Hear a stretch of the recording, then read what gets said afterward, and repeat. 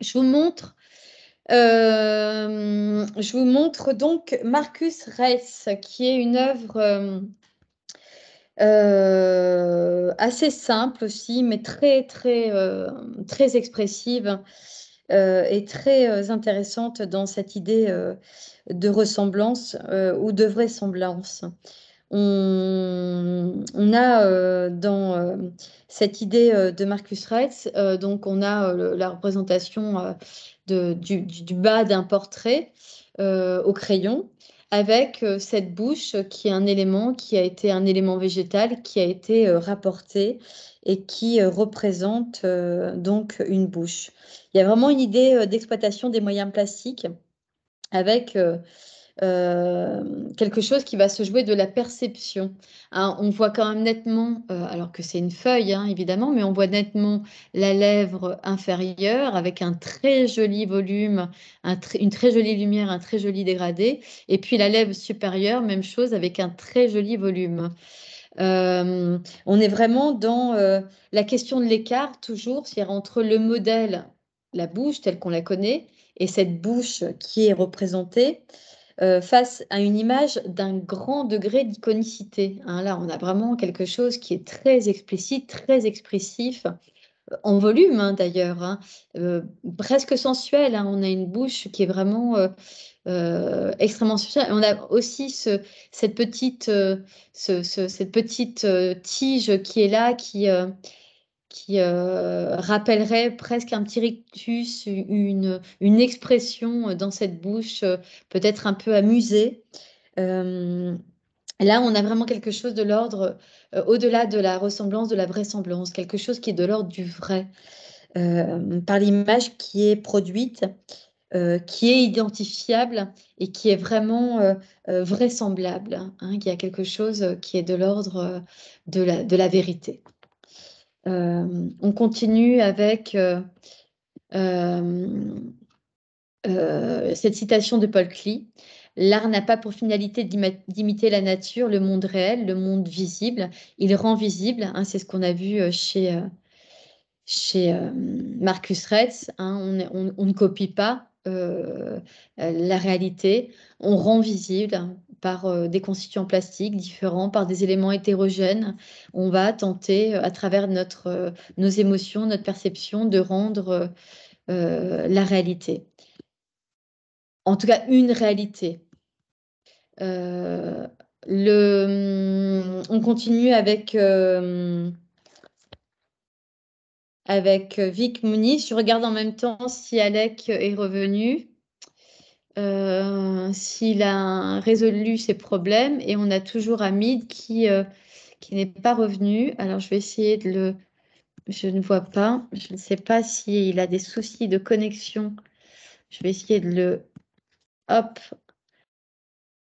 Donc, on a là la représentation, enfin, on pourrait dire l'inspiration d'un tableau extrêmement célèbre qui s'appelle Les Tournesols de Van Gogh, qui est issu d'une série qui s'appelle Pictures of Colors, donc d'un artiste, Vic Muniz, qui est brésilien.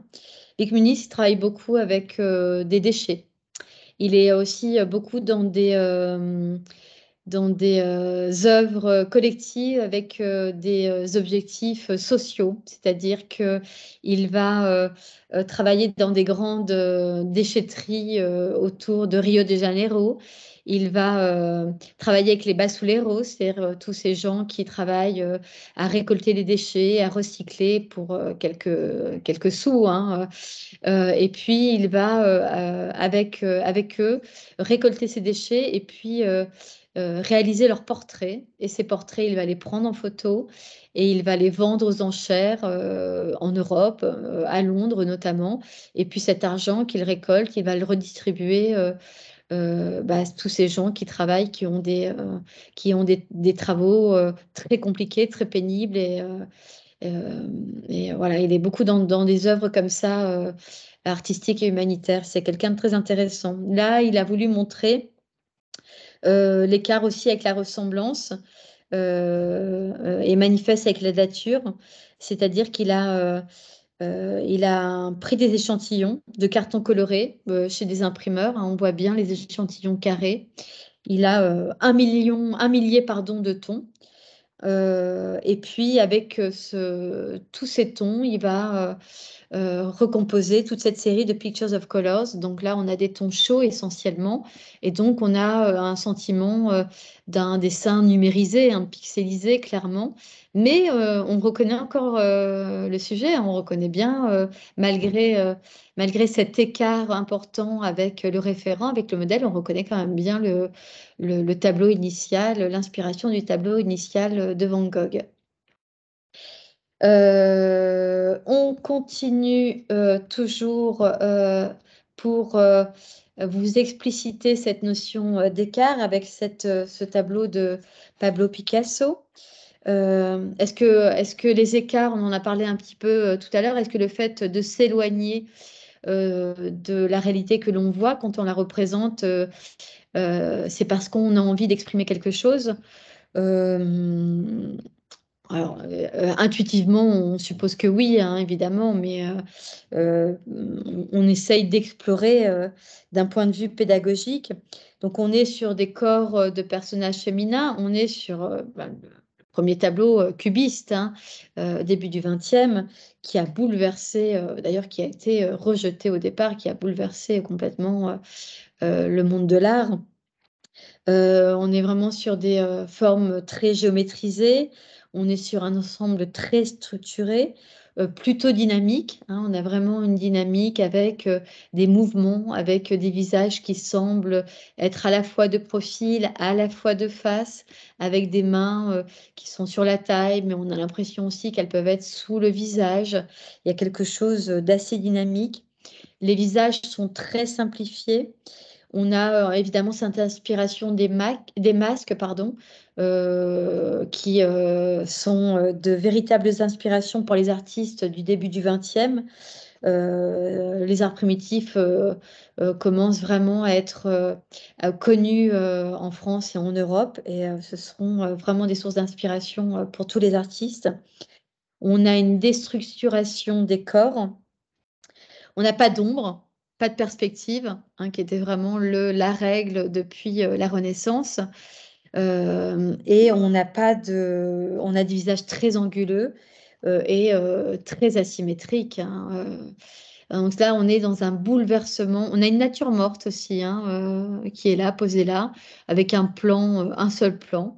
On est vraiment dans un bouleversement de la représentation, avec un écart gigantesque avec le référent. Ce n'est, si je peux m'exprimer ainsi, ce n'est que le début. Comment, en modifiant le réel, accéder à l'imaginaire? Je vous montre une photo. Est-ce que... Alors, je demande à Alec si c'est bon. Ah, super. Super, Alec. Je suis contente. Alors, on n'a pas récupéré Hamid, mais c'est pas grave. On espère qu'il va. Sinon, il regardera le replay un peu comme tous les autres. Alors, ça, c'est une photo que j'aime beaucoup de Frédéric Sommer, qui est un photographe majeur, hein, du XXe siècle. C'est une photo que j'aime beaucoup. Parce que, alors c'est une photo de Max Ernst de 1946. Max Ernst, vous connaissez son nom, hein, c'est une figure fondatrice du surréalisme, mais aussi un membre du Dada, hein, du dadaïsme. C'est quelqu'un qui a inventé cette exploration plastique du frottage, hein. C'est lui qui a commencé à mettre, ça a commencé par des pièces de monnaie sous une feuille, et puis il a frotté avec un crayon, et puis au fur et à mesure, il a commencé vraiment à explorer cette idée de frottage. Ça vient de lui. C'est lui aussi, contrairement à ce qu'on pense, qui a expérimenté le draping, hein, qu'on attribue beaucoup à Jackson Pollock, mais c'est Ernst le premier qui a commencé avec un pot de peinture troué, à mettre sa peinture dedans, et puis avec un bâton à jeter la peinture sur une toile, à user de l'accident, du hasard pour créer une œuvre. Donc voilà, on peut dire ça déjà de lui. Donc on a son portrait en buste. avec un visage qui est vraiment très, très sérieux, une bouche fermée. Il y a quelque chose qui... il y a presque une tristesse déjà. Il y a beaucoup d'émotions dans ce visage, je trouve. Et il y a un regard, voilà, il y a un regard qui est perdu. Il y a un regard précis, hein, profond, lointain, mais qui regarde en dehors, qui regarde ailleurs. Et puis il y a cette paroi derrière. C'est une photographie, c'est une double exposition, hein, et on a cette paroi qui fusionne avec ce portrait, ou ce portrait qui fusionne avec la paroi. C'est-à-dire que la paroi devient portrait, ou le contraire, quelque chose de fantasmatique, hein, dans cette œuvre.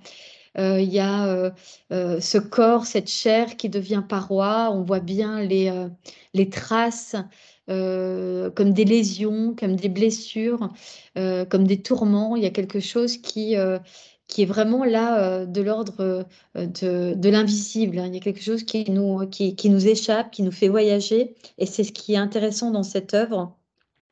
Euh, on est vraiment sur quelque chose qui est presque du domaine de la psychologie, avec une projection de sa pensée. C'est assez beau dans la texture, c'est en noir et blanc. Puisque au départ, en effet, il a pris la pause, hein, Ernst, pour le photographe, pour Sommer, comment on a pu modifier ce réel pour accéder à un imaginaire qui est vraiment très intéressant, qui est très profond. Ça, c'est quelque chose qu'on peut travailler en art plastique, dans la pratique artistique, par la photo ou autre, mais arriver à s'extraire complètement du réel pour accéder à un monde complètement invisible et irréel, et fantasmé, en fait. Euh, on continue sur une citation de... On est vraiment, je reviens rapidement, mais on est vraiment sur... on rejoint la citation de Malraux, hein. Il y a quelque chose qui nous échappe. Et j'oserais dire, quand on regarde une œuvre, que quelque chose nous échappe, c'est que ça marche, c'est que ça fonctionne, c'est qu'on se questionne, c'est que ça nous touche. Et donc c'est important. Alors c'est pour ça que j'ai rebondi aussi, hein, je la connais bien, cette citation de Georges Braque, qui est celui qui a donné le nom de cubisme, hein. C'est lui qui a trouvé ce nom, le cubisme. Il a fait quelques œuvres cubiques. Il n'est en art qu'une chose qui vaille, celle que l'on ne peut expliquer. Je trouve que c'est très intéressant, parce qu'en effet, oui, il y a des notions qui sont importantes. Oui, les problématiques, les questionnements sont importants pour aller dans une pratique artistique, dans une exploration, dans un cheminement, dans un protocole, pour se questionner soi-même, pour aller au plus profond de soi-même, finalement, de son soi, et pour, à travers son soi, questionner l'humanité tout entière. C'est un peu le propos de l'art, hein. Il y a une dimension triphilosophique. Mais quoi qu'il arrive, il y a toujours quelque chose qui va aller au-delà et qui va nous échapper. Et c'est peut-être toute, toute la préciosité de l'art, c'est-à-dire ce petit quelque chose en plus, hein, qui nous échappe et qu'on ne sait pas expliquer. Et tant mieux, j'oserais dire, hein. Alors on continue, on l'a vu tout à l'heure, hein, Fabien Merel, hein. Vous vous rappelez, c'était les mains. C'est un artiste contemporain, hein, c'est une œuvre de 2018. Regardez, on est toujours dans les mêmes, dans un peu les mêmes représentations. Il joue beaucoup, hein, il joue beaucoup de métaphores, de poésie. Il se promène entre le monde de l'enfance et le monde de l'adulte. Et je trouve ça très intéressant. On est dans un dessin d'enfant, mais qui est tellement expressif. Alors, c'est dommage, parce qu'on n'a pas pu tous garder nos dessins d'enfants, mais il aurait fallu, hein.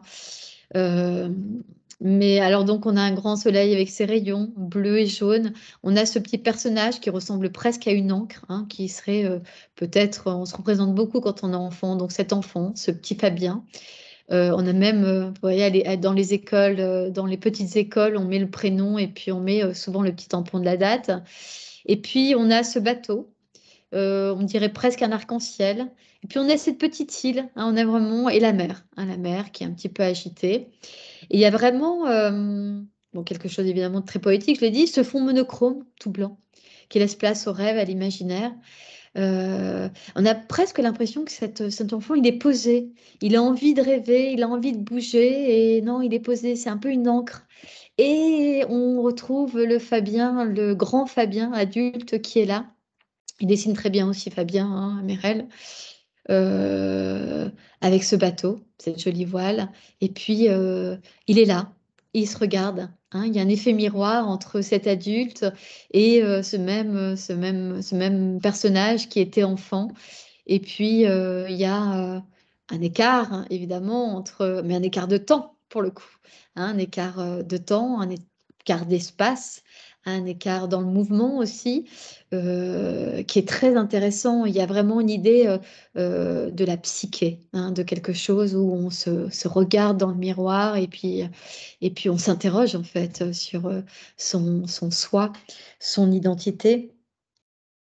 Et je trouve que il y a vraiment quelque chose de très évocateur dans ce dessin, dans cette mise en scène de l'artiste. Il y a vraiment quelque chose de très énigmatique. Pour le coup, encore quelque chose qui nous échappe. Parce qu'il y a des sens cachés, évidemment, on est dans le miroir des rêves, de ses rêves en tout cas. Il se met beaucoup en scène dans ses dessins et souvent il se met en scène en pyjama, dans un pyjama rayé, un peu comme les prisonniers. Je vous invite à regarder ses œuvres, hein.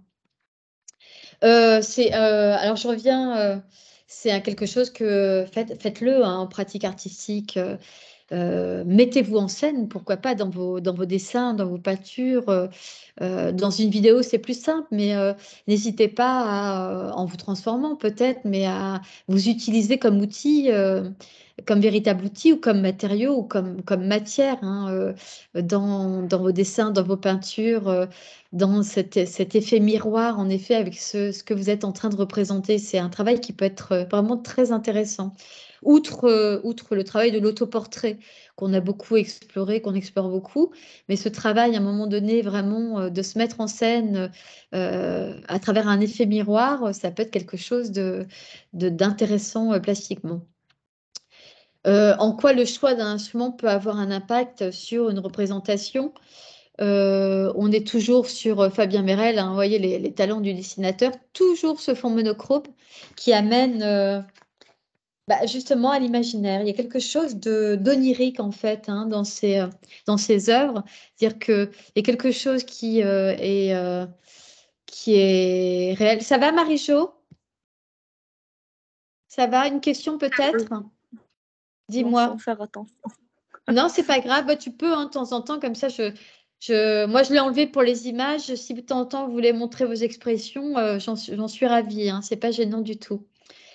Donc, on est sur ce Fabien Merel qui est là, qui s'est représenté à nouveau. Puis, un espèce d'engin comme ça, un peu végétal, comme un engin, un habitat, mais qui sera un habitat qu'on pourrait qualifier même de soucoupe, de satellite. Il y a quelque chose d'assez étrange, mais quand même fait d'éléments végétaux, d'éléments naturels. Ce fond monochrome, il y a vraiment quelque chose du fantastique, alors de l'imaginaire très personnel de l'artiste, mais il y a quelque chose aussi qui flotte, hein. On est dans une pensée qui flotte, dans un espace qui est vide, dans un espace qui est infini et qui nous invite clairement à la rêverie. Il y a quelque chose de suspendu, hein, on est presque en suspension dans cet espace et en suspension aussi dans le temps. Il y a vraiment quelque chose qui est intéressant dans un réalisme vraiment tranchant avec cette sortie de la page blanche pour presque investir concrètement notre monde, hein. Il y a vraiment quelque chose de l'ordre du contraste entre cet élément-là et l'élément monochrome blanc qui est suspendu, complètement suspendu. Euh, on continue un peu, je vais un peu vite parce que c'est vrai que il y a beaucoup de choses, mais sinon on essaiera peut-être de refaire on verra un petit peu comment ça se passe. Je ne veux pas aller trop vite non plus pour que ce soit explicite pour vous. Quelles règles de représentation régissent la construction d'une image? Alors, on est sur le fameux Jérôme Zonder, donc là, on est sur un autoportrait, clairement, hein. Donc, on a sur un autoportrait qui est ressemblant à presque une photo d'identité, on pourrait dire, avec peu d'émotion, hein. On pourrait mettre ça sur notre passeport, hein. Il n'y a pas de sourire, il y a très peu d'émotion. Il y a une construction de l'image un peu façon bande dessinée, puisqu'on a ses pensées. C'est quelqu'un qui est prolifique, qui produit beaucoup et qui a vraiment ce souci de ne pas arriver à faire tout ce qu'il a envie de faire. C'est-à-dire qu'il a beaucoup d'idées, mais que il a vraiment peur de ne pas réussir. Il sait qu'il ne pourra pas exprimer toutes les idées qu'il a. Il y a une simplicité apparente dans cet autoportrait, sauf que, hein, je vous ai induit en erreur dès le départ, ce n'est pas une photographie, c'est un dessin, hein, à l'encre de Chine, au fusain, sur papier. Donc c'est quelqu'un qui travaille beaucoup au fusain et on est vraiment voilà, sur un dessin qui rappelle la photographie. Il y a vraiment une construction de l'image qui est dans quelque chose qui nous donne l'illusion d'un médium, en l'occurrence d'une photographie, mais qui n'est pas absolument pas ce médium.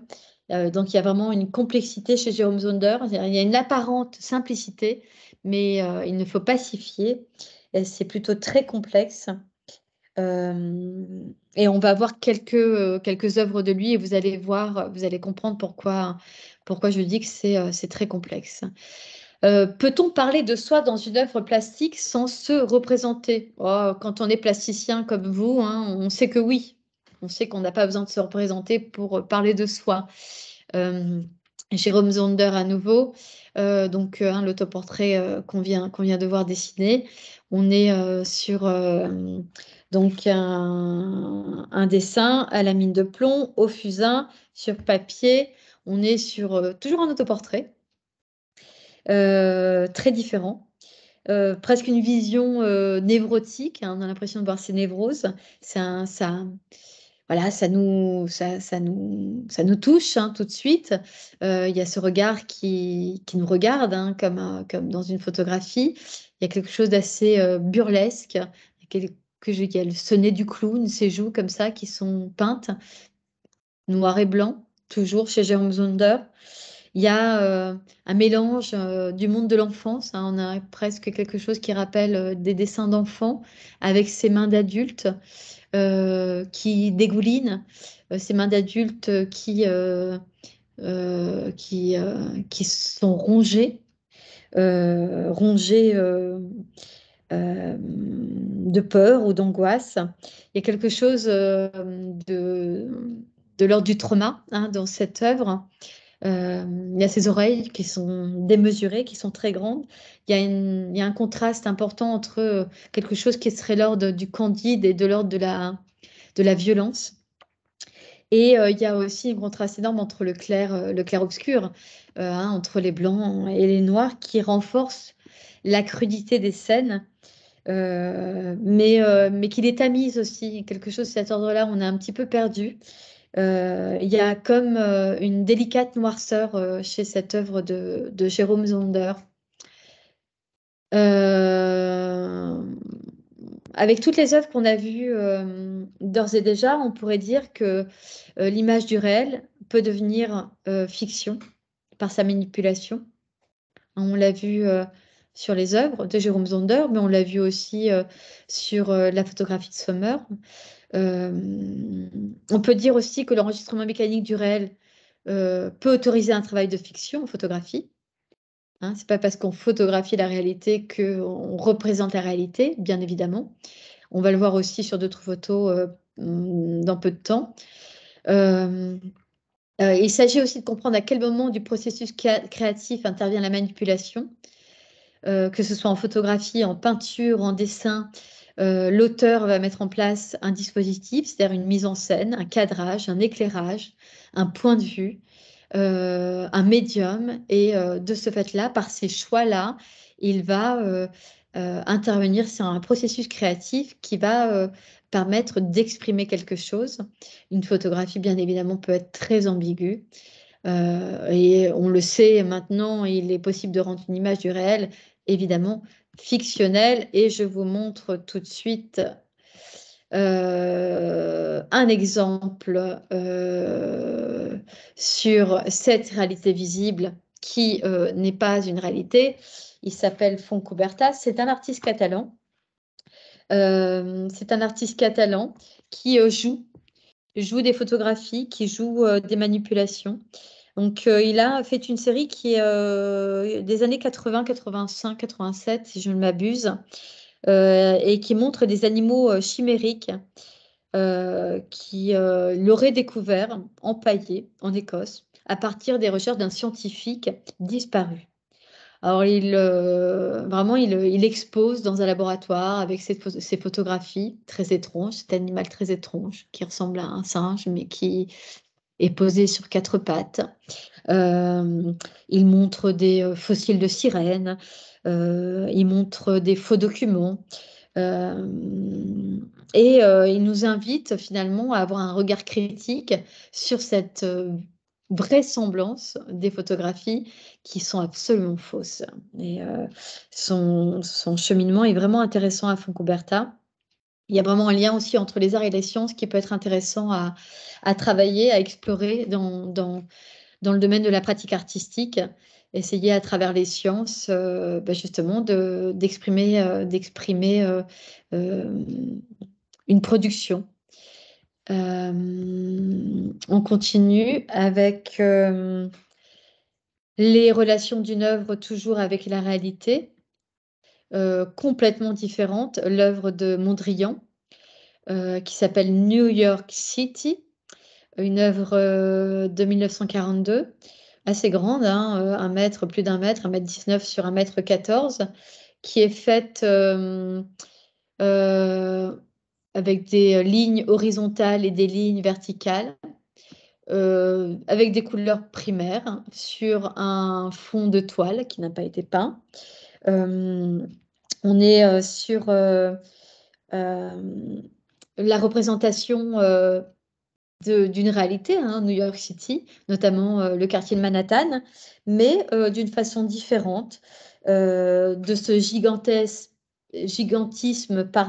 architectural, de cet urbanisme orthogonal et de cette circulation effrénée du milieu du XXe siècle, avec des verticales, des horizontales très dynamiques, avec des couleurs très chaudes qui vont créer comme ça une illusion d'optique, une lumière, et qui rappelle cette nouvelle énergie américaine. Donc on est dans une représentation très claire de New York, qui a un écart très important avec le réel, mais qui est vraisemblable. Ou est-ce que c'est ressemblant? Je vous pose la question, que quelqu'un pourrait me répondre. Est-ce que c'est plutôt ressemblant ou est-ce que c'est vraisemblable?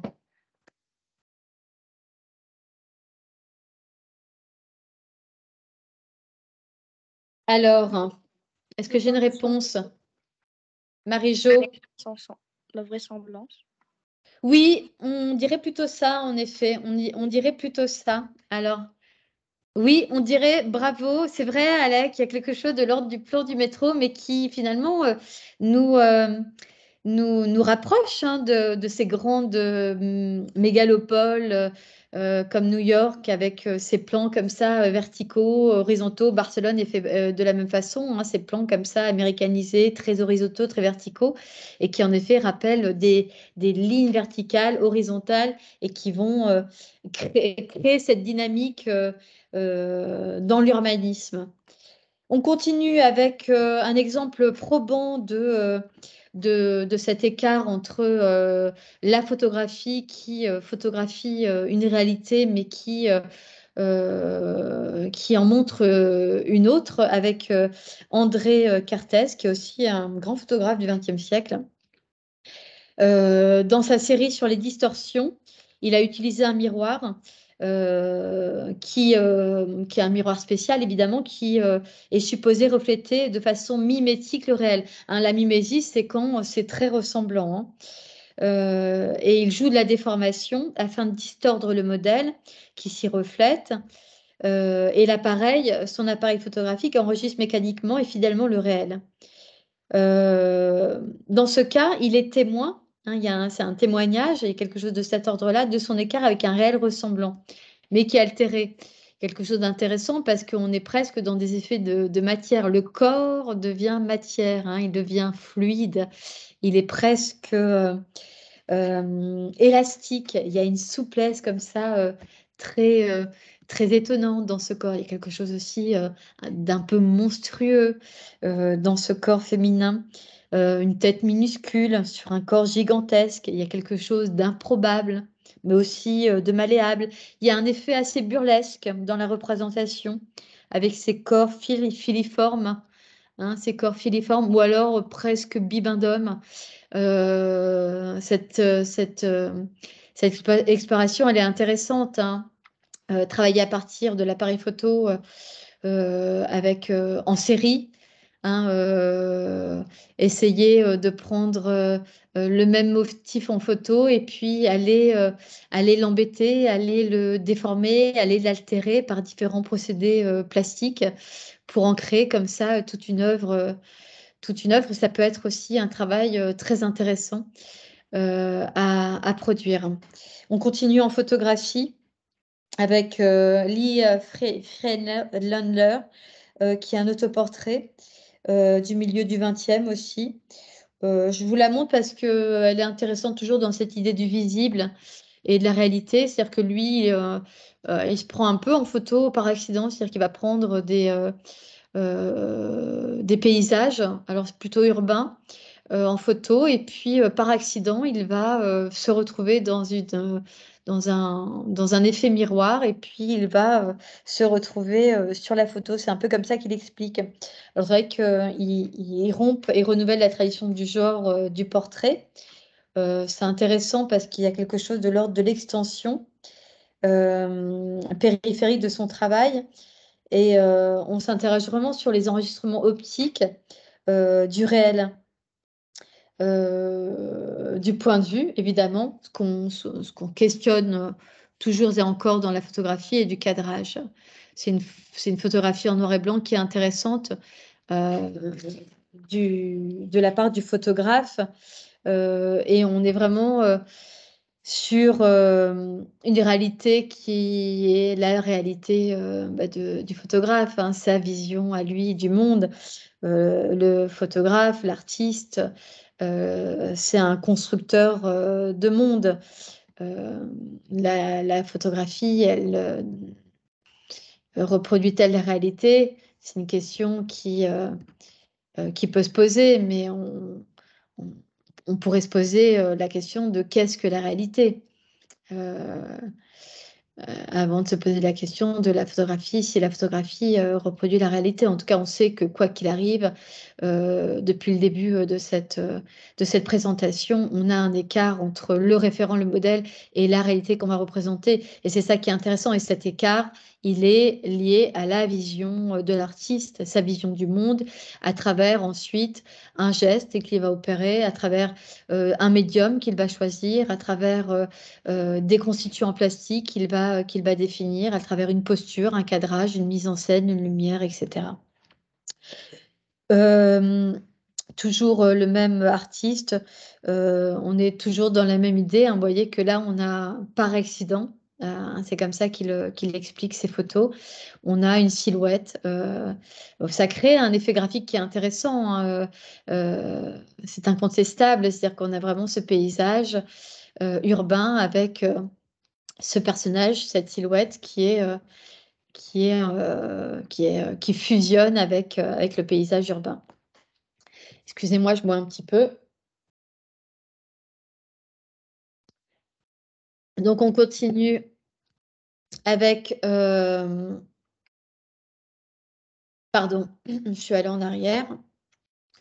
Alors, on avance parce qu'on parle des formes, des couleurs et des valeurs expressives et de la ligne, et on voit bien que quand on a un modèle devant nous, si c'est ce qu'on veut représenter, un modèle, que ce soit un paysage ou autre, finalement, l'écart, il va être plus ou moins important selon les formes que l'on va utiliser, les couleurs que l'on va choisir et les valeurs expressives qu'on va vouloir donner à notre production.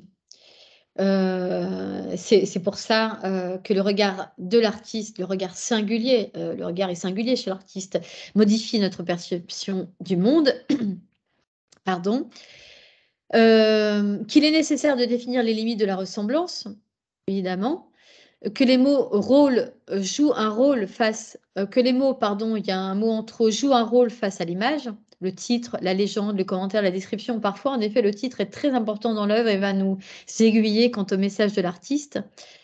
Et les rapports entre le langage et les images sont divers. Ils peuvent être poétiques, métaphoriques, politiques, allégoriques, etc. Pour preuve, je vous montre cette œuvre de René Magritte. Alors, c'est un provocateur, René Magritte, il est intéressant, hein, donc il nous fait cette œuvre, il nous propose cette œuvre qui est dont la ressemblance iconique est contrariée par la dénomination du langage et des mots, c'est-à-dire qu'on n'a pas d'image, on a des mots. Et c'est ça qui est intéressant. Ça s'appelle l'espoir rapide, petit clin d'œil humoristique de l'artiste.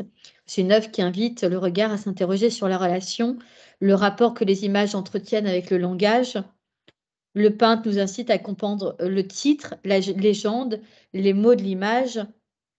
Et c'est une source de narration, évidemment, et d'interprétation qui nous montre une réalité, une autre réalité, mais une réalité. Hein, on peut imaginer qu'il y a beaucoup de réalités. Quand on lit Horizon, cris d'oiseaux, armoire, personnages éclatants de rire, finalement, des images, des émotions peut-être nous viennent à l'esprit. Il y a quelque chose de l'ordre de la perception. Il y a quelque chose de l'ordre aussi peut-être des synapses, des neurones dans sa représentation graphique. Donc, l'écrit et l'image peuvent avoir des relations très intéressantes et l'écrit peut nous amener des images. Radio des poumons aussi, Alec, en effet. Ah, ouais, c'est vrai, c'est vrai, c'est vrai. Alors, j'y ai pas pensé, mais c'est vrai que c'est intéressant. Il y a quelque chose, en tout cas, qui sort des tripes. Et dans les tableaux de Magritte, il y a quelque chose de cet ordre-là, ouais. Times Square de Richard Est, qui n'est pas une photographie, qui est une huile sur toile d'un courant artistique qu'on appelle l'hyperréalisme, ou le photoréalisme aussi, on l'appelle. C'est un mouvement pictural qui est basé sur une production méticuleuse. On est vraiment dans le détail, avec une netteté, une clarté de la représentation qui sont poussées à l'extrême. On emploie évidemment, on utilise, on le voit ici, la photographie pour hiérarchiser, pour organiser les images. Mais on voit bien la méticulosité des détails dans cette peinture. C'est avec ce premier plan, cet arrière-plan, cette notion de flou qui sont vraiment explorés, exploités, représentés dans le détail. On est dans un écart qui est très faible avec la réalité, hein, finalement, avec un médium qui est l'huile, mais très, très, très, très ressemblant. Alors vraiment, on n'est pas tout à fait à la moitié. On va essayer d'aller à la moitié, puis on verra un petit peu. Normalement, on devrait aller jusqu'à la moitié. Puis je vais vous donner des pistes de travail. On va continuer un peu. Ça va? Vous pouvez encore rester un petit peu. Moi, j'ai prévu jusqu'à 20h15, 20h30 avec d'éventuelles questions. Est-ce que c'est bon pour vous? Oui? Ok, super. Donc du coup, Roy, j'ai pas de nouvelles, hein. Je ne t'entends pas, tu n'écris pas. Bon, c'est pas grave, hein, mais j'espère que tu as du son. J'espère que tout va bien, que tu as l'image. Hamid, je contacterai après pour l'avoir en replay et les autres aussi. Bah, vous connaissez, hein, le fameux on est dans la sculpture, Giacometti. On est sur une photographie de l'artiste avec ses œuvres. On est dans quelque chose qui représente des personnages. Il faut savoir que Giacometti utilisait des modèles, hein, des vrais modèles pour exécuter ses sculptures.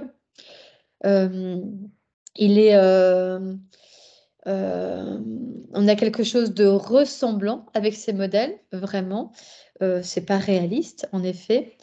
Il y a un étirement qui est exagéré, des lignes, et puis il y a quelque chose qui s'oppose, pardon, à la masse avec un socle très très important. Il y a une idée du vide et du plein, hein, ce qu'on peut retrouver dans, dans les sculptures, hein, c'est-à-dire comment on peut servir le vide et le plein dans les sculptures. Il y a cette idée aussi de filiforme, d'œuvres qui sont allongées, qui sont creusées, qui sont marquées. Euh, il y a cette idée d'équilibre, hein, on le voit ici, qui est propre à beaucoup de sculpteurs contemporains.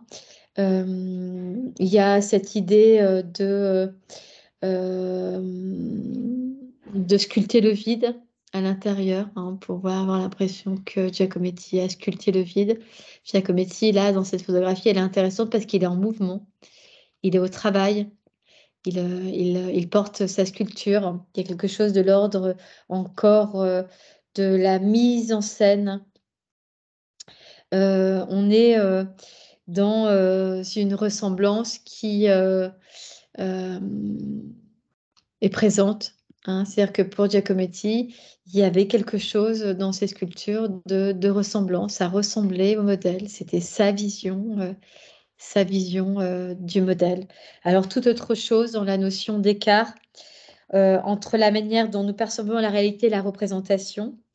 Euh, il faut savoir que le choix, c'est ce que j'évoquais tout à l'heure, le choix des lignes, des formes, des couleurs euh, de l'artiste va évidemment interférer complètement avec la perception et la représentation de cette réalité que l'artiste veut nous montrer. Euh, Lorsque les artistes occidentaux ont découvert les estampes japonaises, c'était au milieu du 19e siècle. Elles vont bouleverser les manières de représenter. Il faut savoir que les artistes, les impressionnistes, notamment Van Gogh, se sont beaucoup inspirés des estampes japonaises. Hiroshige, qui était un grand coloriste japonais, on voit dans son œuvre, il représente le paysage qu'il voyait sous ses yeux. Il y a un côté un peu bande dessinée, euh, mais il y a une extrême netteté. Il y a quelque chose il y a un travail très important de coloriste avec un très joli camailleux de bleu, un très joli dégradé, un très joli bleu de Prusse ici. Et Hiroshige, il était connu on l'appelait parfois bleu de Prusse, hein. Il adorait utiliser cette couleur, hein. C'était un maître de l'estampe paysagère. Il a réalisé plus de 5000 œuvres.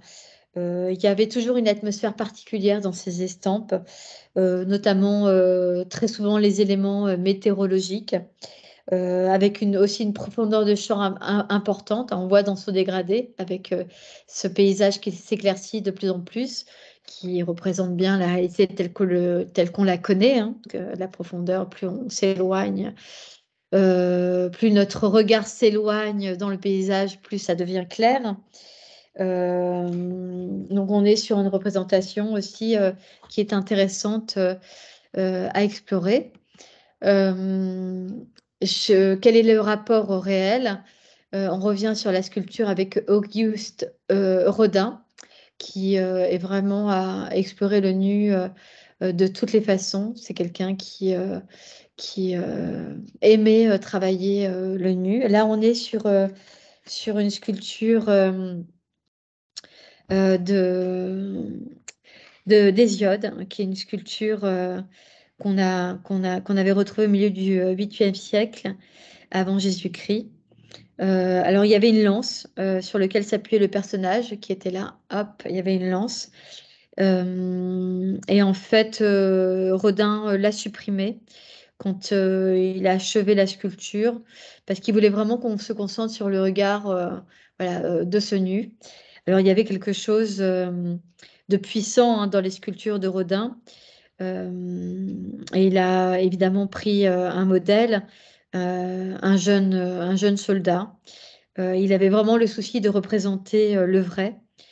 Il y avait vraiment l'idée aussi de la présence du corps dans les 3 dimensions. Auguste Rodin, il a été vraiment bouleversé par le travail de Michel-Ange quand il est allé en Italie lors d'un voyage. Et il s'est référé ensuite constamment au travail de Michel-Ange. Et là, ce travail, c'est clairement une référence à une sculpture de Michel-Ange qui s'appelle L'esclave mourant. Alors attendez, excusez-moi parce que j'ai Hamid qui a un petit souci, je pense, parce qu'il m'envoie des messages. Euh, Ah, il a un problème avec l'application, d'accord. Donc c'est pour ça qu'il a pas, qu'il nous a quittés. Bon, on lui donnera le replay pour qu'il puisse avoir ce qu'il a manqué. Excusez-moi, hein. Donc Rodin, il fait partie du programme des œuvres. On fera une session, hein, spéciale pour les œuvres du bac. Rodin, il fait partie des artistes qu'il faut vraiment travailler pour le bac. C'est un sculpteur qui vraiment qui était un très grand sculpteur, qui a eu de nombreuses polémiques. Euh, je le cite, hein, il disait: La ressemblance à laquelle doit tendre l'art n'est pas l'aspect extérieur des choses, mais leur vérité. Hein, on retrouve ce qu'on disait tout à l'heure sur cette idée d'anima, d'animer la matière, c'était un peu ce que voulait Rodin, et d'être au-delà des apparences, finalement, au-delà de la ressemblance, d'être dans quelque chose qui est au-delà du visible, hein, qui est plutôt de l'ordre de l'intouchable, de l'invisible, quelque chose qui nous dépasse, qui nous échappe, euh, et qui s'appelle l'art, en fait, tout simplement, hein. Rodin, il avait sculpté cette œuvre taille 1, et puis finalement, il a été accusé de l'avoir faite directement. C'était tellement bien, tellement parfait, directement sur le modèle. Et donc après ça, après cette polémique, après ce scandale, il a décidé de ne plus sculpter ses œuvres taille 1. Donc de les réduire ou de les agrandir pour ne plus avoir ces polémiques. On continue avec cette œuvre qui représente Giotto. Euh, donc c'est Narcisse Salière qui l'a peinte au fin 19e siècle. C'est une Ulysse sur toile. C'est une légende, enfin c'est une légende. C'est peut-être vrai, mais on ne sait pas. Alors bon, comme on ne sait pas, c'est Cimabue qui rencontre Giotto. Cimabue, c'était un peintre, aussi un très grand peintre, un des derniers peintres byzantins dont Giotto a été l'apprenti. Et dans la légende, il paraît que Cimabue a rencontré Giotto. Et dans son Giotto s'était infiltré dans l'atelier de Cimabue et il a peint une mouche sur la joue d'une figure faite par Cimabue. Et en fait, elle était tellement vraisemblante que Cimabue a voulu la faire s'envoler. Il l'a cru vrai, il a cru vraiment, il a compris son illusion après. Euh, c'est raconté dans le livre d'un critique d'art qui s'appelle Vasari. Bon, Giotto, c'est un premier des maîtres italiens, hein. Son œuvre est la première à peindre des sujets d'après-nature. Et c'est un peintre qui va rompre avec la peinture byzantine. Elle est intéressante, cette représentation, déjà parce que c'est la représentation d'une légende. Donc Cimabue qui rencontre le petit Giotto qui peint le petit bouc sur le mur, sur la paroi. Et Cimabue qui est vraiment stupéfait de voir ce jeune garçon dessiner aussi bien. Cette représentation de ce paysage avec cette profondeur, cette perspective, cette lumière, au fond, ce champ de profondeur est vraiment intéressante dans cette idée d'écart avec le réel.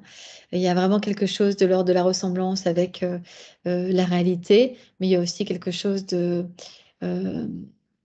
de l'ordre de la légende, hein. On s'éloigne de la réalité. On continue avec cette distance et le référent. Alors, je vous montre, on ne va pas la regarder entière. Vous la regarderez si vous voulez. Vous pouvez noter les références. Laurent Mignonneau, On the Fly. On la regarde un petit peu pour vous ayez. Alors, j'espère qu'elle va pouvoir se mettre. Normalement, elle se met, mais là, elle ne veut pas. Alors, sinon, j'ai normalement les références sur. Alors, est-ce que vous pouvez. Alors, je vais expliquer sinon On the Fly. Je ne sais pas si vous pouvez ouvrir notre fenêtre et aller sur On the Fly. Parce que moi, elle veut pas se mettre en route. Dites-moi si oui, On the Fly, Laurent Mignonneau. Sinon, je vous raconte, vous la regarderez à la maison. C'est un. C'est une vidéo, enfin c'est une vidéo, c'est une installation. Donc vous êtes dans le lieu d'exposition, vous êtes spectateur, puis vous arrivez devant un écran, puis devant cet écran en fait, donc on voit, et il y a, c'est en mouvement, il y a des mouches là, c'est comme si moi j'étais là, un autre spectateur était là, puis une autre spectatrice était là, et puis en fait, ces mouches vont vous représenter votre silhouette au fur et à mesure que vous approchez de l'écran, et puis quand vous vous éloignez, la silhouette disparaît. C'est une installation qu'on appelle interactive, qui est basée sur un trompe-l'œil. L'image est formée en multipliant l'image d'une seule mouche. Il y a une seule mouche, mais qui est multipliée par 10 000. Il y a vraiment un jeu entre la relation entre la réalité et la représentation. C'est intéressant aussi d'avoir utilisé cet insecte, la mouche, voilà, qu'on a envie toujours, si elle s'approche de nous, de faire s'échapper. Et il y a cette idée d'œuvre éphémère, de portrait comme ça, de notre portrait qui va, qui vient, qui, qui ne dure pas dans le temps. Il y a une dimension aussi très philosophique avec cette idée du temps qui s'écoule, hein, de cette notion de temps qui ne dure pas, de cette œuvre qui est complètement éphémère et à la fois intemporelle. Donc c'est une œuvre qui est intéressante à regarder et qui vraiment joue de la réalité et de sa représentation à travers nos propres représentations quand on est sur le lieu de l'installation. Vous la regarderez, hein. De toute façon, c'est bien parce on n'a pas énormément de temps pour regarder les vidéos, donc je vous invite à les noter puis à les regarder. On va passer au dispositif de représentation. On en a parlé, vous vous rappelez, en début de présentation avec le dessin de Dürer, avec son dispositif de quadrillage. On est vraiment dans cette idée d'organisation, de composition, d'espace en 3 dimensions, mais aussi de structure, de construction, d'intervention in situ, c'est-à-dire sur le lieu. Quelle place peuvent occuper l'artiste, l'auteur, le sujet, le modèle, le spectateur dans le dispositif de représentation? Je vous montre une œuvre de Jérôme Zonder. Alors attention, c'est un portrait, le portrait de Garance, ça s'appelle, et il est fait, je ne sais pas si vous pouvez me dire, deviner comment il est fait ce portrait. On voit un petit peu, mais c'est pas évident. Alors on est toujours hein, sur de la poudre graphite, du fusain, sur papier. Est-ce que quelqu'un a une idée comment il est fait ce portrait, à votre avis? Alors, est-ce que j'ai quelqu'un? Est-ce que tout le monde est là? Est-ce que vous vous êtes endormis? Est-ce que vous êtes toujours avec moi? Marie-Jo, Alec? Roy, Hamid nous a toujours pas. Je vais essayer de réinviter Hamid, tiens, en attendant. Alors, Marie-Jo, peut-être? Alec? On ne sait pas. Non, c'est pas évident du tout. Alors, lui, il travaille, c'est intéressant, ça rappelle aussi les mains de Jérôme Zonder. Il travaille avec le bout des doigts, donc il travaille. Alors là, il travaille, vous verrez tout à l'heure, on a aussi une installation, il travaille avec un peu des apprentis finalement. Et donc, ils mettent les doigts dans la poudre graphite et ces doigts, ils vont les imprégner sur un support de dessin sur un papier. Et au fur et à mesure de la répétition de ces empreintes de doigts, plus ou moins prononcées, hein, plus ou moins sombres, plus ou moins claires, il va représenter un portrait. Donc on est vraiment sur ces empreintes, ces touches de bouts de doigts qui sont répétées comme ça, plus ou moins fortement pour représenter un portrait. Comment interroger le genre du portrait individuel ou de groupe à travers un dispositif de représentation? Alors, on regarde ce dispositif de représentation. C'est un artiste conceptuel américain qui s'appelle Baldessari. Et donc, il a photographié des personnages sur un axe verticale, sur une verticalité, mais les personnages sont sur une horizontalité. Donc il y a une tension déjà entre la verticalité et l'horizontalité. Ce personnage, alors ça nous oblige un peu à tourner la tête et en mouvement sur les premiers plans, il marche et puis il finit par s'immobiliser on a l'impression, mourir, hein. Il y a quelque chose de progressif entre le mouvement et la stabilité. La vie est quelque chose qui ressemblerait à la mort. Et donc il y a voilà, une tension entre l'horizontalité et cette verticalité-là, la verticalité qui rappellerait quelque chose qui est de l'ordre plutôt de la vie, du dynamisme, du mouvement, et l'horizontalité comme ça qui rappelle quelque chose de l'ordre de la stabilité. Il y a un vrai contraste, il y a une vraie tension dans cette œuvre qui est intéressante et qui nous éloigne complètement des réalités et des représentations qu'on peut se faire, en effet, euh, des personnages lambda, debout, en mouvement ou même statiques. On s'arrêtera à 20 hein, pour vous mettre sur des pistes de pratique. On verra, je vous réinviterai peut-être, on n'a pas tout fait, mais vous me direz, hein, vous m'enverrez des petits commentaires pour voir un petit peu ce que vous avez retenu. Ça me tient à cœur de savoir. Et bon, voilà, il reste pas mal de choses à faire, mais j'en ai prévu beaucoup finalement. Et on verra si on arrive à faire une autre séance sur la représentation. Je vous en parlerai. L'étude pour le portrait de Pierre-François Jérôme Zonder. Vous voyez, hein, c'est l'autoportrait qu'on a vu tout à l'heure. Alors, on a l'impression, c'est ça qui est intéressant dans son travail, il y a beaucoup d'empreintes, hein, comme dans le portrait de tout à l'heure. Vous voyez les empreintes de doigts qu'on voit encore ici. C'est une œuvre très grande installée sur un mur. On a l'impression qu'on est sur des collages. Vous voyez là, on a l'impression que ce sont des collages. Pas du tout. Tout est dessiné. Ce ne sont que des dessins. Euh, alors, on a vraiment une idée du travail de Jérôme Zonder à travers ce dessin. Euh, il y a quelque chose de déconstruit, déstructuré.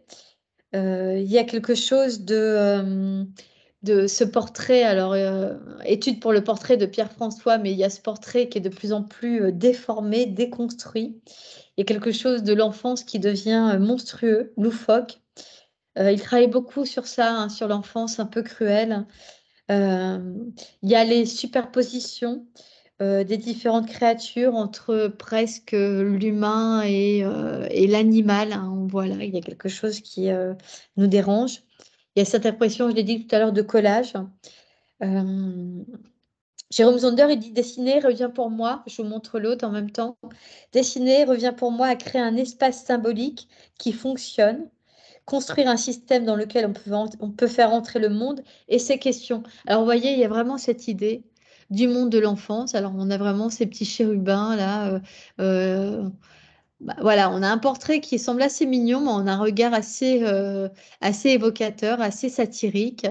Ce personnage qui finit avec une main qui a arraché notre main, dessinée avec des formes géométriques, un couteau à la main. Il y a vraiment toute cette cruauté que peuvent avoir les enfants.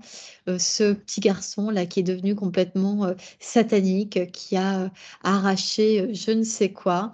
Il y a des fragments de corps, des fragments de peau. Il travaille beaucoup comme ça. Il mélange le dessin enfantin avec quelque chose qui est de l'ordre de la cruauté, mais qui rappelle finalement l'enfant, hein. L'enfant peut être à la fois très candide et à la fois très cruel.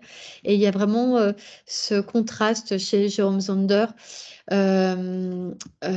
dans ses œuvres. Alors, on ne regarde pas. Je vous invite ou je vous l'enverrai si vous voulez, c'est la vidéo de son expo. Vous voyez, là, ça marche. Allez, on regarde un petit peu du coup de Jérôme Zander. Je vous laisse apprécier un petit peu, je me tais.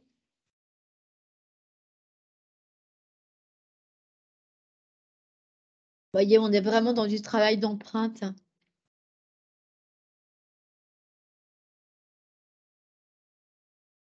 On va pas tout regarder, voilà. Hein, vous voyez, on est vraiment dans un travail en série avec des empreintes.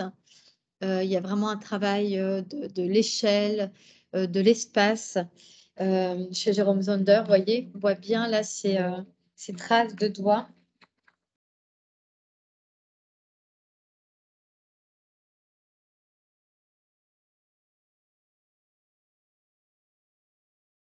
On est dans son installation là qui s'appelle la Maison Rouge et on va le voir. Je pense que c'est intéressant de finir par ça. On va le voir. Donc là, il y a des élèves qui travaillent avec lui, ou des élèves, des artistes qui ont travaillé avec lui. La mine graphique, le fusain. Voilà, la répétition des motifs, des formes.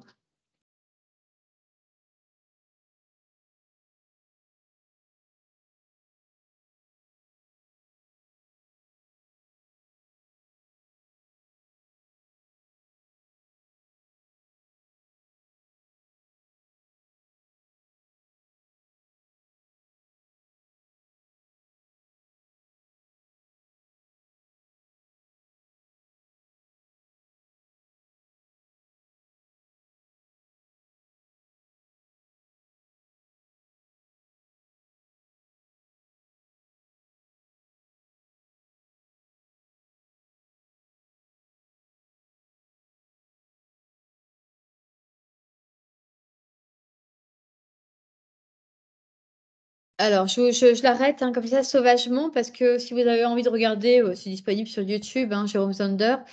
On n'a pas parlé de support. On essaiera peut-être de faire un petit complément. On va être obligé de s'arrêter là. Du coup, j'aimerais bien vous mettre sur quelques pistes de travail plastiques. Donc, il y a 3 pistes peut-être à imaginer. La première piste, alors au choix, ou peut-être vous pouvez travailler les 3, hein, en exploitant les circonstances d'un enfermement contraint dans l'espace que vous habitez, vous produirez un travail photographique. Alors ça peut être justement un travail en série ou vidéographique qui interroge votre propre rapport à l'espace. Hein, donc dans cette idée d'enfermement, dans cette notion d'enfermement. La deuxième piste, c'est à partir d'un dessin que vous augmenterez systématiquement, c'est-à-dire à un rythme régulier, par adjonction ou soustraction, vous rendrez compte d'une narration aléatoire, non scénarisée, qui s'appuiera sur le hasard qu'offrent les conditions de votre réclusion. On est encore sur cette idée un petit peu d'espace, de quelque chose qui va se produire sur un phénomène systématique où on va ajouter ou soustraire et à travers ça raconter une histoire. Alors, je suis en train de penser, oui, je suis en train de penser qu'on a démarré. Est-ce que vous avez encore 10 minutes ou 15 minutes comme ça, je vous montre le support pour ceux qui sont là. Et je finis là, vous me répondez en même temps. Et autre piste, vous produirez un travail dans lequel votre corps envahira, se répandra dans l'espace. Oui, pour Alec, Marie-Jo aussi. Ok, parce que c'est vrai qu'on a commencé après 18h30, donc on peut manger un petit peu hein, sur... allez, je vous montre un petit peu le support et puis je vais essayer d'aller plus vite, si ça vous va. Parce que le support, c'est important. Donc, dans le support, on a dans les dispositifs Paul Que, Sigmour, de son prénom, que j'écorche, mais c'est pas grave. Euh, c'est quelqu'un qui travaillait beaucoup sur tissu. Et du coup, il est dans une espèce de patchwork. On pourrait appeler ça comme ça. Oui, c'est bien comme ça. Je vais vous montrer aussi d'autres œuvres. Je suis en train de regarder en même temps. Excusez-moi. Qui sont intéressantes pour vous pour pouvoir explorer ces phénomènes de représentation. Euh, il est dans des représentations souvent qui sont des représentations qui vont rappeler les affiches. Il va y peindre des personnages qui sont des personnages souvent issus, là on voit Alice, issue de romans, de sources iconographiques. Il va jouer avec les échelles. Il va tenter à travers le support, qui est un support tissu, un support qu'il a exploité. Vous voyez, on a un tissu avec des motifs là, et puis on a un patchwork ici qui a été rajouté, puis à nouveau un autre patchwork, et c'est un tissu avec des footballeurs, même chose ici. Et puis là, on a Alice avec cet animal, ce champignon qui sont représentés, et puis un sportif qui est représenté. Donc, il brouille les pistes, en fait, dans sa façon de représenter, Paul Que. C'est sa façon de représenter. L'idée, c'est vraiment de brouiller complètement les pistes dans la représentation. On a aussi, dans l'idée du support, Jean-Charles Blé, qui lui va trouver des supports qui ont des formes étranges. Donc celui-là a cette forme-là, et dans cette forme étrange, il va peindre un personnage. Donc il va s'adapter complètement au support. Donc il va travailler vraiment avec la posture du personnage. Euh, généralement, il déchire les affiches dans la rue, hein. Il déchire les affiches, et puis souvent on voit des petits bouts d'affiches qui sont encore là, et puis il va peindre ses personnages sur ces supports qui ont des formes irrégulières. C'est en fait son point de départ, son inspiration de départ, c'est vraiment la forme du support. Je vous montre un artiste que j'aime beaucoup qui s'appelle Abdelkader Benchama, qui travaille vraiment sur l'espace, sur les caractéristiques d'un lieu. On le voit aussi ici, je vous montre aussi celle-là.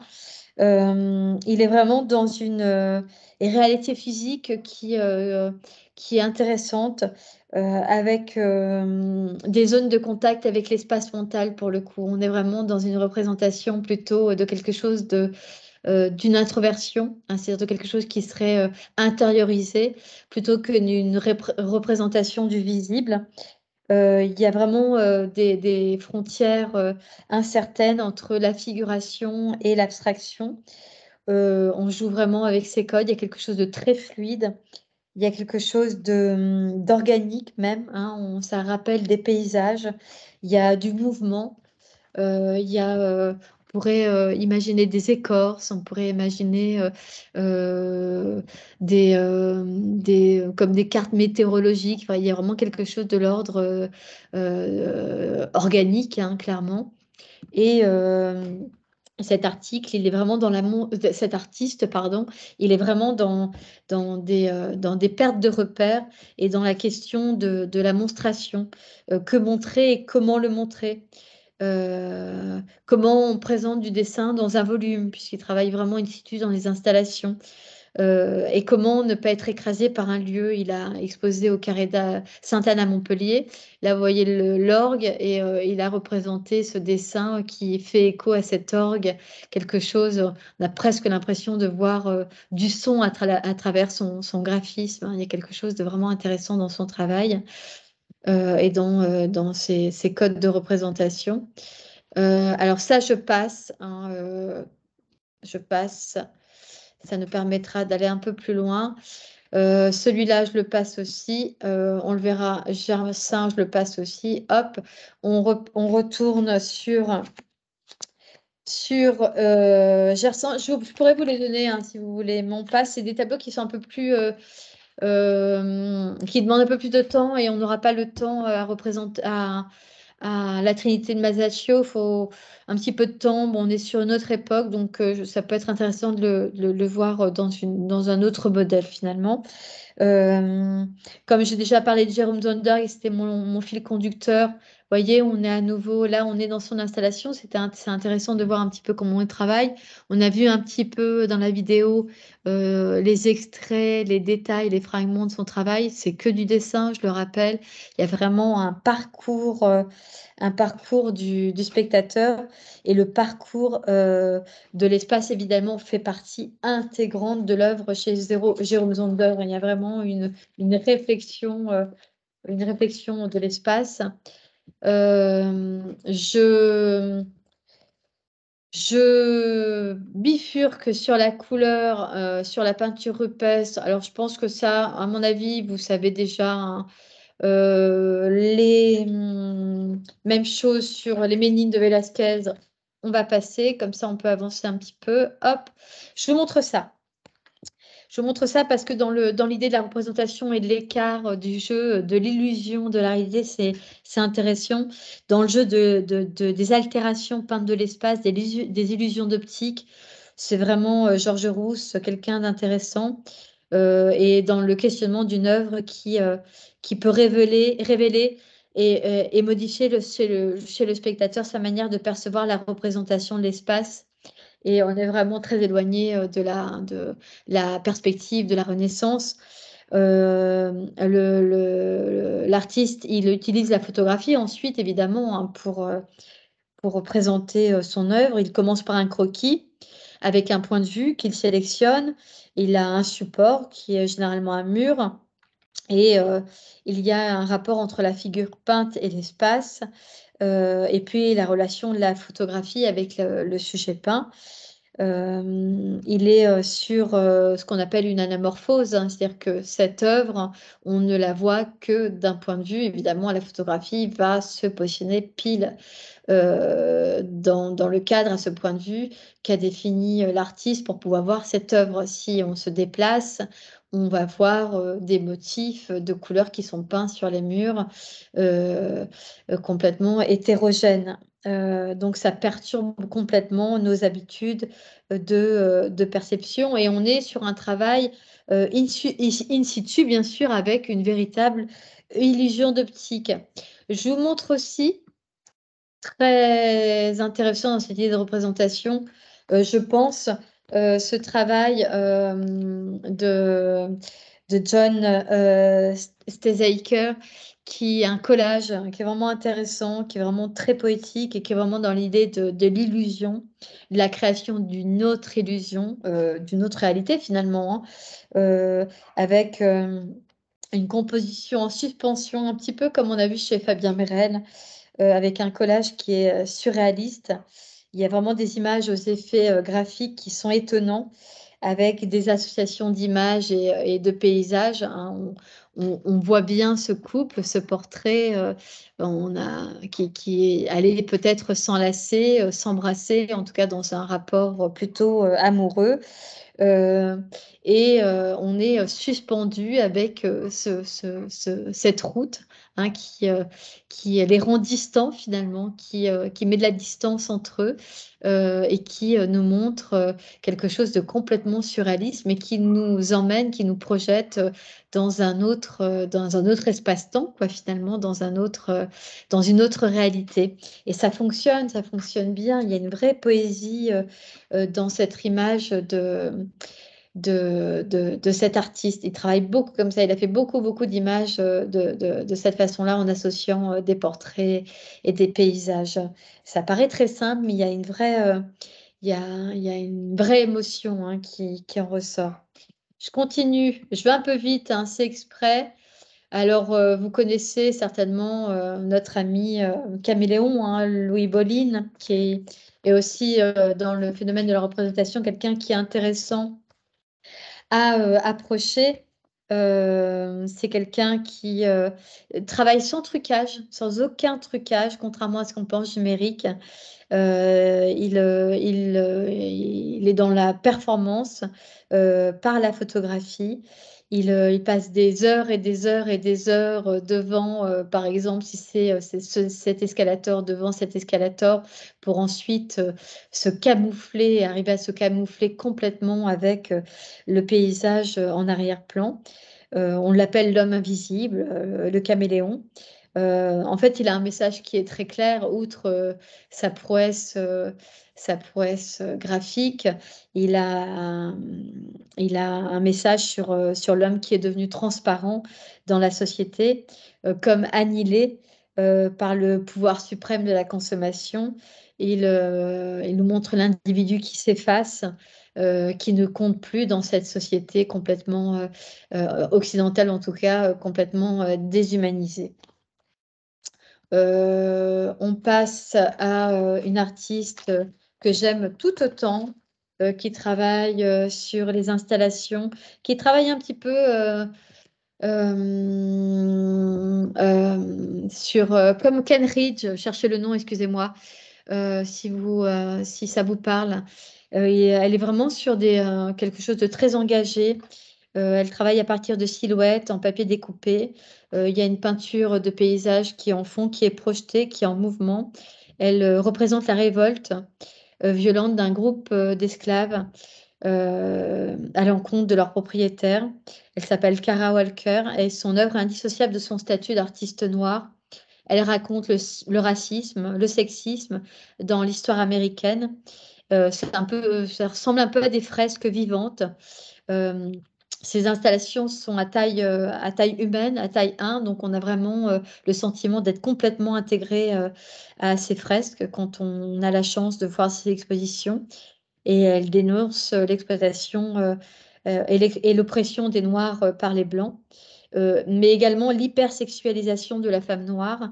Elle est vraiment intéressante. Les silhouettes noires pour questionner nos préjugés quant à la manière dont la couleur de peau influence l'apparence et les comportements. Euh, elle est vraiment, voilà, elle est vraiment intéressante. Il y a un contraste entre ces silhouettes très expressives et ce paysage un peu naïf, très coloré. Voilà, hein, que c'est quelqu'un qui représente, qui exploite sa vision du monde de façon tout à fait singulière. On continue par Andreas Gursky, qui est un photographe connu pour ses représentations très grandes, très audacieuses de la vie contemporaine. Ses travaux sont très épurés. Alors, on a l'impression que c'est une véritable photographie, mais elle est retouchée. Il l'utilise comme un médium. Il y a des retouches numériques, c'est-à-dire que ces petits éléments plastiques comme ça sont répétés de nombreuses fois pour avoir cette impression de, d'infini. Il y a un côté photojournalisme dans ces photographies. Il est très influencé par la philosophie esthétique du couple Bernd Sheila Becher. Et il a été aussi très influencé par justement Paul Kay et Richter dans ses photographies. Il y a vraiment quelque chose aussi, c'est rigolo parce que on est dans la représentation d'un paysage qui est complètement plastifié, pollué. Et il y a quelque chose de très esthétique dans cette représentation. Donc c'est assez perturbant hein, dans ces couleurs, dans cette vue panoramique, dans cette idée d'infini. Donc on est sur une représentation contemporaine, terrible, hein, extrêmement contaminante, mais très esthétique. Et c'est toute la tension, tout le contraste de cette représentation qui est intéressante. Alors, je continue, je vais poser les questions en même temps. Monet, je passe, je pense que vous le connaissez, les nymphéas, il est très intéressant pour son exploitation de l'espace, hein. Vous savez que Monet a donné cette œuvre le lendemain de l'armistice. Et il avait demandé à ce que ce soit positionné comme ça dans l'orangerie. Donc ça a été fait. Il y a de nombreux panneaux. Et puis c'est vrai qu'on a complètement l'impression d'être intégré à ce paysage inéféa, paysage dans lequel Claude Monet avait la chance de vivre à Giverny. Il admirait ces nénuphars chaque matin pour pouvoir les peindre. Voilà, donc c'est important que je sois passée quand même et que vous soyez restés pour appréhender cette notion de corps. C'est les sujets que je vous ai donnés, les idées de sujets que je vous ai donnés. Donc on retrouve Pollock dans l'engagement du corps, donc avec cette idée du draping, hein, que vous connaissez. On en a parlé tout à l'heure avec la photographie de Max Ernst. Donc, on a un corps qui est complètement engagé, complètement impliqué dans ses œuvres, avec vraiment l'idée du mouvement, du corps, de rapidité qui donne forme à la composition. Il y a cette exploitation du hasard aussi, mais du hasard organisé, si j'ose dire, du hasard composé. Jackson est vraiment dans un rite initiatique puisqu'il est pieds nus sur sa toile. Il écoute une musique un peu chamanique et il va à travers une danse jeter son bâton de peinture et, faire des coulures comme ça sur sa toile qui est sur le sol et, euh, son procédé est parfaitement maîtrisé, hein. C'est pour ça que je vous dis, la part de hasard est quand même très faible, hein. Il y a vraiment un protocole qui est parfaitement maîtrisé chez Pollock et un engagement du corps qui est total dans le geste. Euh, je passe celle-là, je vous montre Yves Klein, évidemment, dans l'utilisation du corps comme instrument, hein. Le corps est devenu instrument, le pinceau, l'humain est pinceau. On est dans ce qu'on appelle les anthropométries. Il y a vraiment chez Klein une idée de sensibilité picturale immatérielle. D'ailleurs, il dit que, en fait, lui, il témoigne de ce qui s'est passé, hein. Il est vraiment dans la performance. Donc, qu'est-ce qui s'est passé pendant la performance? Et ça, c'est la plaque sensible et ce qui reste après la performance. Si on ne savait pas qu'il avait utilisé des pinceaux humains, donc des femmes, on pourrait imaginer toute autre chose. Il y a vraiment l'idée de personnages un peu comme ça. En binôme qui sont l'un contre l'autre avec des postures très explicites. Euh, il y a vraiment cette idée que l'œuvre d'art n'est que la trace de la communication de l'artiste avec le monde. C'est un peu toutes les performances de Klein. On est vraiment sur cette idée de traces laissées par le corps et qui sont la continuité d'une réflexion que l'artiste, évidemment, a enclenchée, mais aussi dans une mesure du vivant que l'artiste a vraiment envie de communiquer à travers ses performances. C'est un travail qu'il faut connaître évidemment. Les Soto les pénétra pardon, de Soto, j'y vais à l'envers. On les verra une autre fois. On voit Gilbert et Georges. C'est aussi une performance. On est vraiment aussi dans l'utilisation du corps. Euh, je la mets un petit peu, ça marche pas, alors voilà, regarderez, c'est extrêmement célèbre, Gilbert et Georges, de Singing Culture. Donc là, il y a vraiment une ambiguïté de l'œuvre, ils sont dans la confusion entre l'art et la vie, la forme vivante et la sculpture. Est-ce qu'on est dans la vie? Est-ce qu'on est dans la sculpture? Il dénonce la mécanisation de la société du spectacle, l'appauvrissement des loisirs de masse nous appauvrissent les arts en général et le spectacle en particulier. Les visages des deux artistes sont enduits de peinture de métal et ils exécutent une série de mouvements mécaniques de façon presque automatique. Euh, Ils sont vraiment dans l'idée, enfin, ils transcendent complètement la séparation académique des sculptures académiques, évidemment, quand on fait un bond en arrière avec Auguste Rodin et des différentes formes d'expression artistique, mais c'est ça qui est intéressant, c'est-à-dire qu'ils jouent de la sculpture vivante, ils sont sculptures, leur corps est devenu matériau, si vous voulez. Donc c'est quelque chose qui est intéressant à explorer, le corps comme matériau.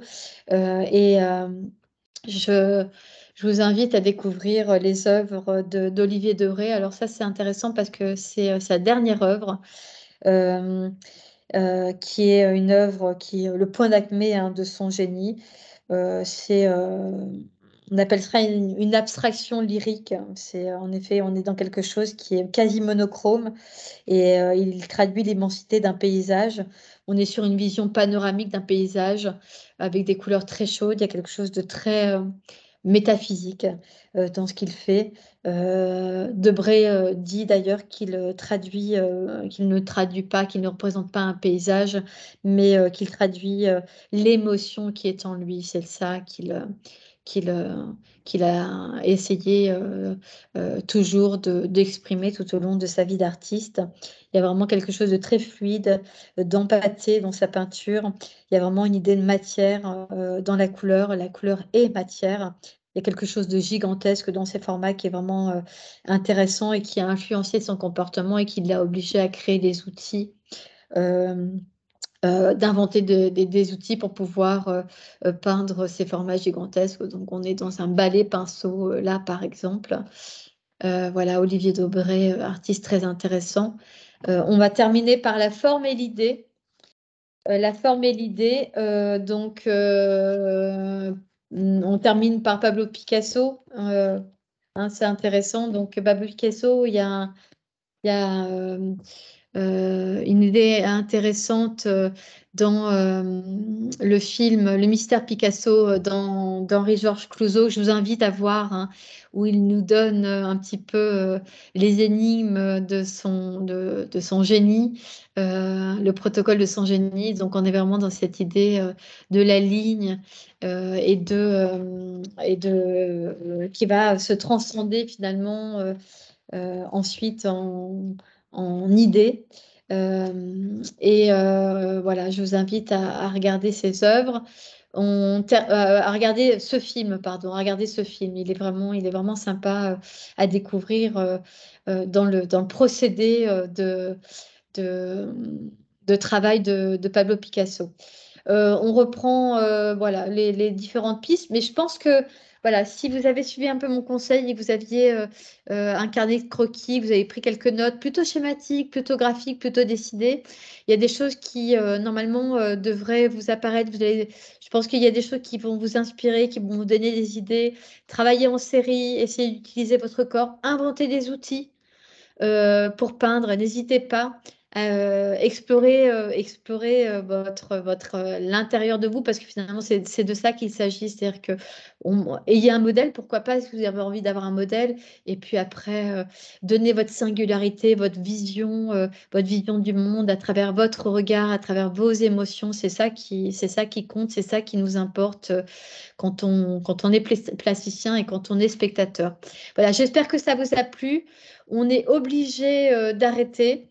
Voilà, il y aura un replay qui sera disponible pendant quelques jours pour qui n'ont pas eu le début, ceux qui ont des soucis de connexion.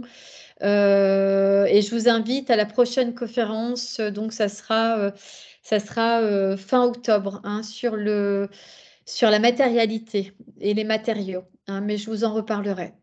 Voilà. Alors, attendez, je vais remettre la caméra quand même pour me montrer. Hop. Alors, un peu d'humanité dans ce monde. Je ne sais pas si. Alors, je me vois, mais vous ne me voyez peut-être pas. Et je vais juste pardon. Hop. Contenu partagé. Voilà. Donc, vous me voyez normalement. Donc, je vous remercie d'avoir été attentif.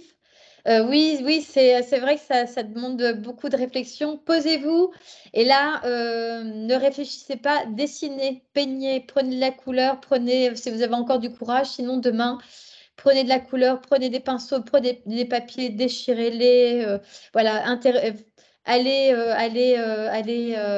vous explorer vous-même et prenez, voilà, à partir de tout ce que votre cerveau et vos émotions emmagasinées, pratiquez. C'est ça qui est important, hein. Et n'hésitez pas à partager avec moi ce que vous avez pratiqué.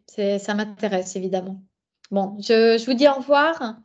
Au revoir Marie-Jo, à bientôt. On reste en contact hein, parce que voilà, je travaille pour toi et j'espère que voilà, j'ai bon espoir que ça marche. Je transmettrai à Amid le lien. Et puis Roy, bah, écoute, je te contacte aussi pour voir si tu as réussi à visionner. Sinon, je te transmets le replay. Voilà, je vous dis au revoir. Merci, à bientôt. Merci beaucoup. Au revoir.